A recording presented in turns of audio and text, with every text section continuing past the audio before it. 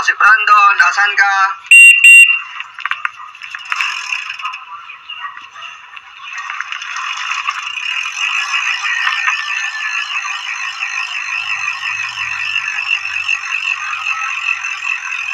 Tara na, ako si Brandon, pajak na.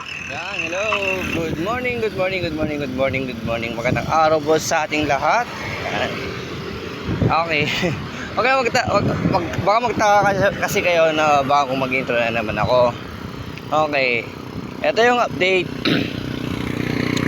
Kagabi, hindi na ako nakapag-save ng distance ko na pinadjack ko kahapon going here to Marilao, Bulacan.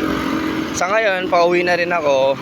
Nakapapalam na rin ako sa kaibigan ko, sa kapwa ko runner, na saan doon ako nakitulog. Kasi more than 100 plus kilometers yung pinadjack ko kahapon. Kaya sa ngayon, pauwi na rin ako. Nagkita din kami kanina ng kaibigan ko dito sa may bahagi ng Bukawi, Bulacan. Yan. Tapos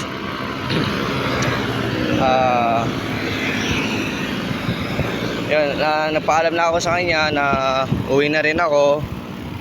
Ayan. So thank you so much po sa iyo, Ma'am May. Yan. Ito pa si Ma'am May. I-vlog ko na lang sa screen. Yan. So po yan. Yung mga pictures. Yan. Di bale, sa ngayon pauwi na ako sa sa Tarlac. Ang way ko ngayon is going to Nueva Ecija via Tarlac. So ganun yung way ko. Kaya sa ngayon, hindi ko alam kung paano to kasi kailangan ko munang makahanap mamaya ng convenience store na pwede ako maki-charge.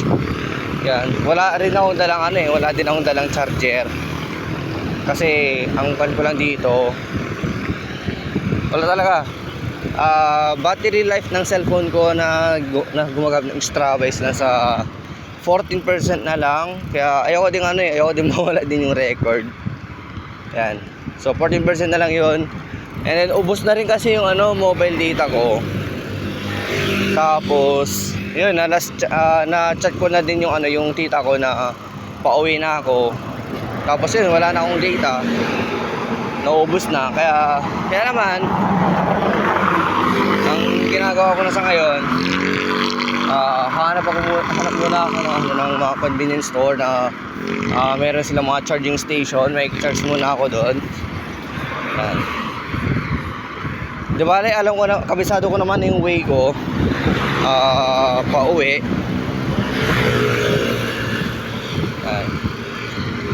And sa ngayon,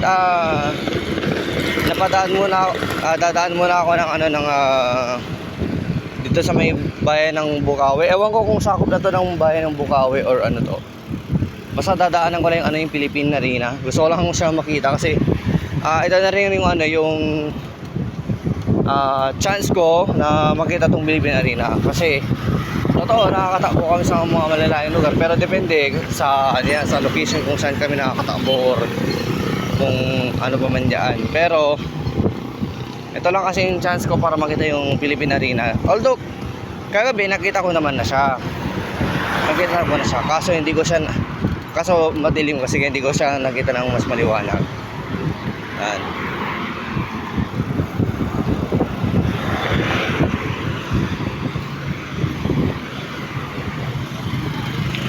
So padjak lang muna tayo, tamang padjak.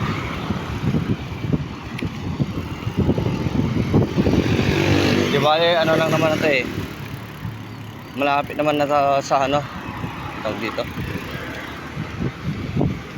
Matagal pa namang malobat yung cellphone ko. Yun nga lang, talagang kumukonsumo pa rin yung GPS kasi naka-on siya yun kasi nagtata ng record ko, kaya yun ko. Okay. Ayan. So yun na yung Philippine Arena. Yun lang. Palit ko lang yung yung hawak na cellphone ko. Oops, medyo mali. Yan. So, ito na yan.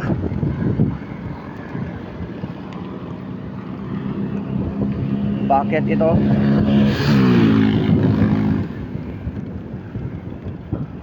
Bahagyang akyatan lang naman siya.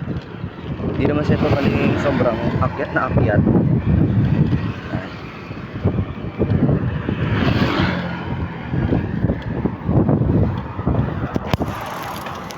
Oops, yeah. Medyo kalimutan ko na naman kasi. Ano ba yan?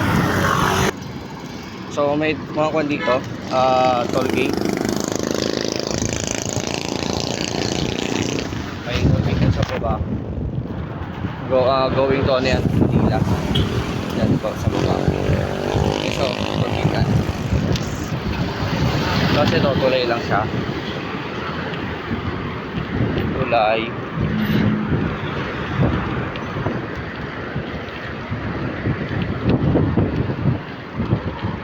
Okay, yun yung ano.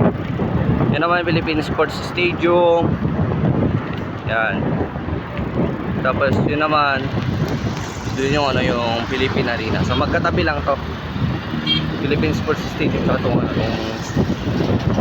Philippine Arena.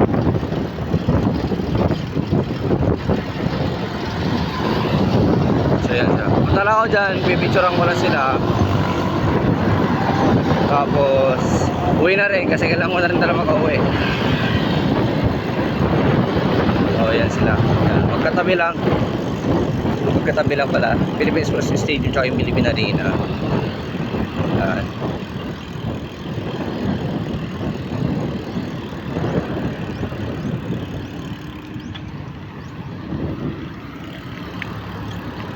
So, ang gagawin ko, punta lang ako saglit dun sa ano, sa may iikutan diyan para ma-picturean ko lang sila ng mas maayos.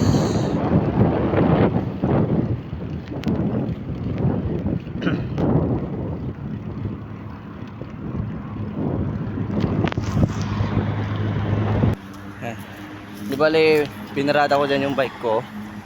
Saglit lang naman ako. Para lang ano, makalapit lang ako. Malapitan ko lang ng konti itong Philippine Arena kasi ano pala siya, natatabunan siya ng mga ganito.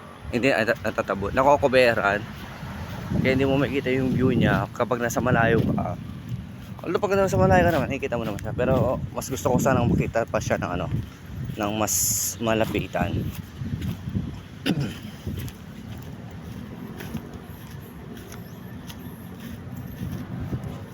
Yan.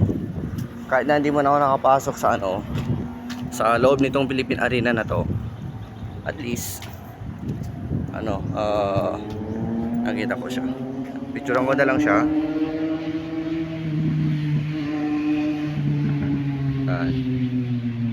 Philippine Arena.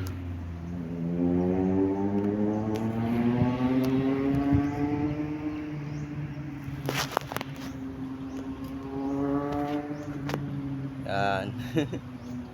Ewan ko na ako sa video. So yan, importante sa akin may picture na ako nitong Philippine Arena na narating ko to, itong video na to proven na ano na narating ko, nakita ko at narating ko itong ano, Philippine Arena. So yun siya sa paligid niya. Yan. Next is punta naman ako ngayon sa ano, sa Philippine Sports Stadium sa PSS. So dun yung bike. Pagkatapos ito, hanap na ako ng ano, convenience store, charge. Kailangan ko muna mag-charge ng cellphone ko. Kasi sayang yung ano eh, yung travel namin ni Tosik Brandon kapag ka ano eh, kapag ka parang papabayaan ko yung ano, yung malobat na lang yung cellphone. Tapos di ko malang may save. Siyempre, baka magtampo sa akin si Tosik Brandon eh. Oh. Diba? Kung magtatampo sa akin ha. Yan. So, padyak muna. Okay. Ito naman yung Philippine Sports Stadium. Yan siya.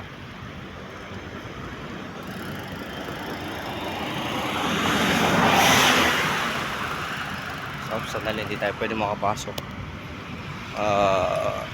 Hindi naman siya papasukin, pero ano lang. Kasi hindi din talaga ako papasok eh. So lang makita siya ng mas closer, mas malapitan.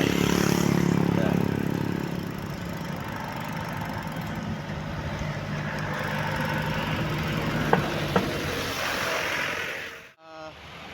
Pindot ko kanina, hindi ko na malay kasi pinarada ko dito yung yung si Tosi Brandon. Yung Philippine Sports Stadium, yan siya. So picturean ko na lang din. Yan. So ito yung Philippine Sports Stadium. Hindi ko alam pa paano dito idudugtong sa video. Yan. So ito, napasyalan ko na. Then basta tignan nyo na lang, ito yung karugtong niya sa sa video na to, sa unang video sa pagpadyak namin ni Tosi Brandon. Ayun siya. Pero syempre mas unahin ko yung kaligtasan ng bisikleta ko kaysa dun sa yung video. Ito kasi part lang kasi naman to ng documentation namin ni Tosi Brandon eh. Di ba? Yan, sa ngayon focus muna ako sa pagpadyak. Hanap ako ng convenience store na saan pwede makapag-charge ng cellphone kasi mas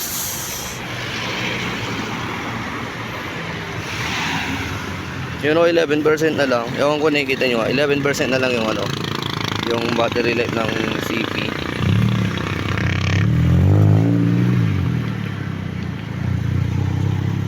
Tapos distance namin is nasa 150 kilometers na kami. Yan. Hanap muna kami ng charging station ni Tosi Brandon para makapag-charge ng cellphone kahit mga pang 50% lang, para sure na recorded yung pag-uwi namin. At kasi more than 100 kasi lang kung papadyakin namin eh. Hindi din siya biro. Kaya hanap mo namin ng mapag-chargean. Yan. So yan lang muna, mamaya na lang ulit yung mga ibang updates para para makapag bonding kami, makapagpadyak ng maayos kasi medyo nakaya din sa daanan. Cellphone din naman yung hawak-hawak ko, dami ko bang may mga bigit pa ako. Yan. Siyempre safety first lang muna tayo, safety first. Mga important matters lang itong mga tagpad ko dito sa video. Kaya ayan, mamaya na lang muna ulit sa mga iba pang updates. Tsaka yung oras kasi na patanghali na naman. Yan, baka gabi na naman sa daan. Okay, kita guys ulit mamaya.